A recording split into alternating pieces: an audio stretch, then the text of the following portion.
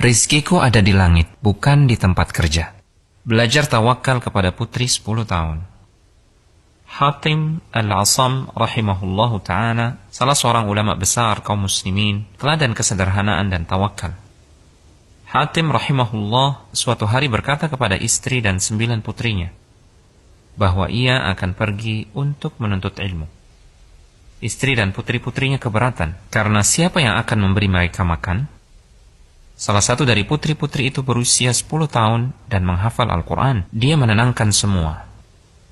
Biarkan beliau pergi. Beliau menyerahkan kita kepada Zat yang maha hidup, maha memberi rizki, tidak pernah mati.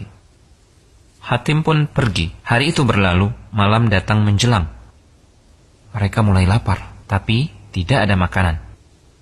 Semua mulai memandang protes kepada putri 10 tahun yang telah mendorong kepergian ayah mereka. Putri hafal Al-Quran itu kembali meyakinkan mereka. Beliau menyerahkan kita kepada Zat yang maha hidup, maha memberi rizki, dan tidak pernah mati. Dalam suasana seperti itu, pintu rumah mereka diketuk.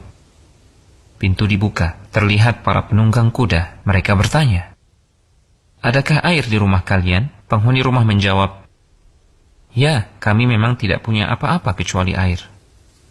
Air dihidangkan, menghilangkan dahaga mereka. Pemimpin penunggang kuda itu pun bertanya, "Rumah siapa ini?" Penghuni rumah menjawab, "Hatim Al-Asam." Penunggang kuda terkejut. "Hatim, ulama besar kaum muslimin?"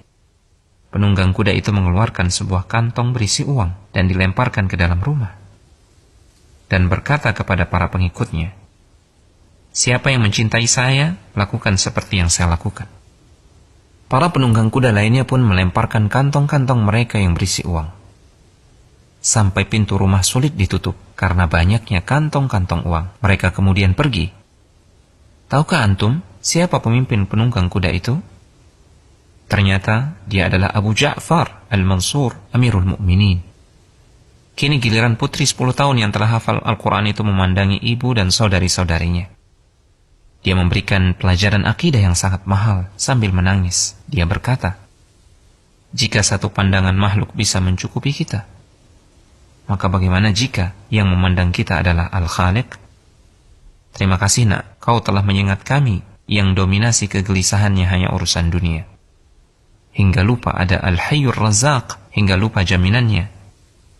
Dan di langitlah rizki kalian, bukan di pekerjaan, bukan di bank, bukan di kebun, bukan di toko, tapi di langit.